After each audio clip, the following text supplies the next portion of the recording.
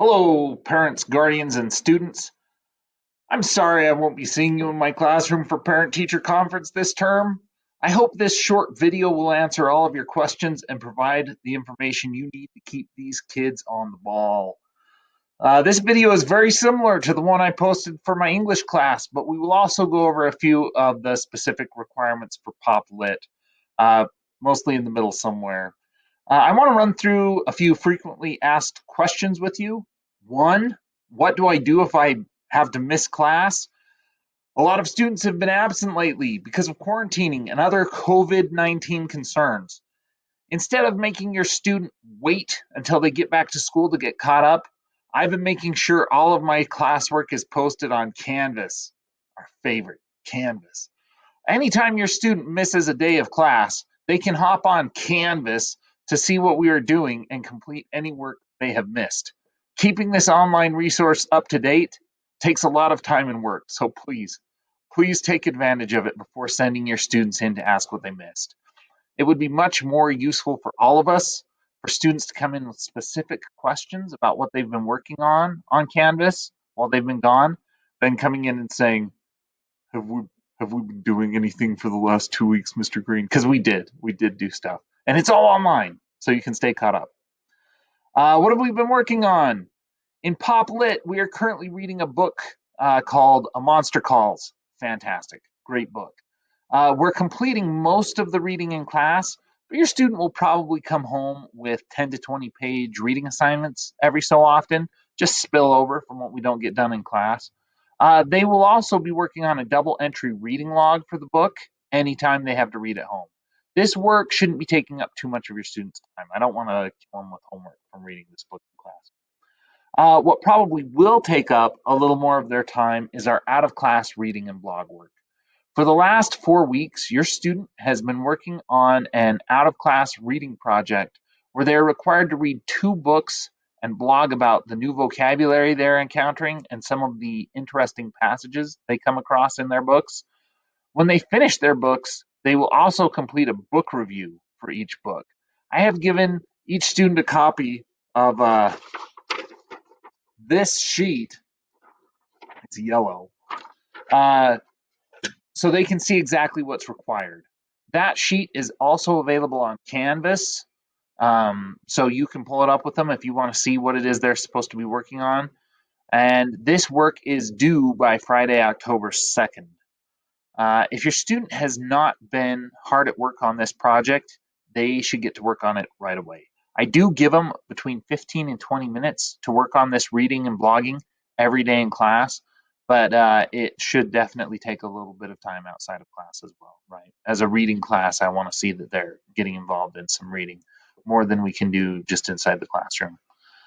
We created blogs at the beginning of the year, and we're using these. If you already watched my English 9 video, this is probably where you can split, right?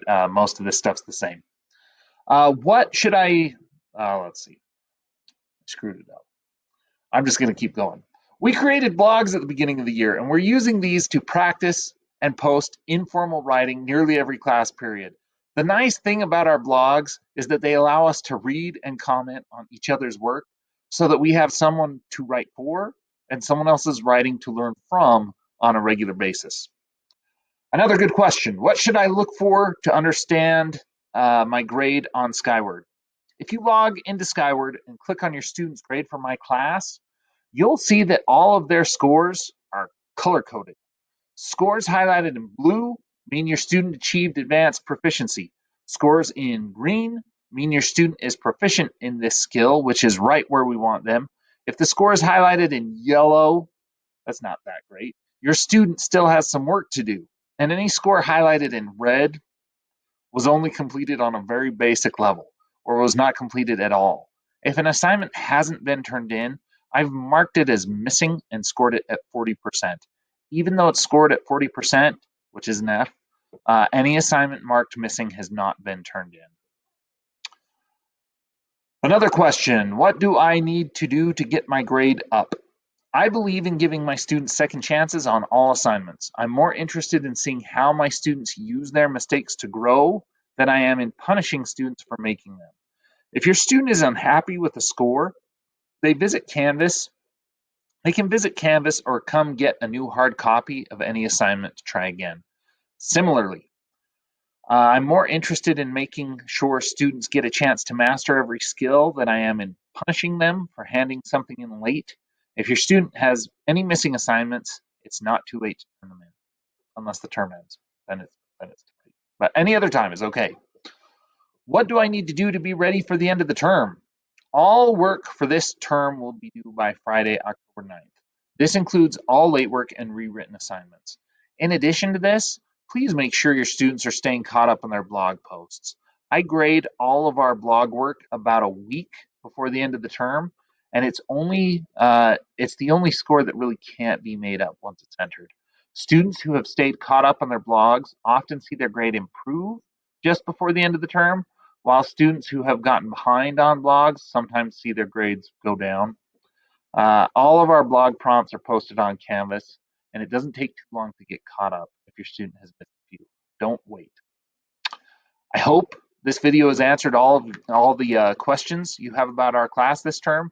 If there's anything else you would like to discuss, I will be available on Thursday evening, October 1st, answer calls or meet over Google Meet to discuss individual student needs. I'll be here in my classroom from 3:30 to 6:30.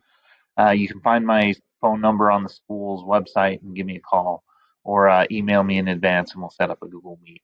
I'd love to be able to go over your individual concerns with your students if you need some help. Thanks. I hope you have a good night.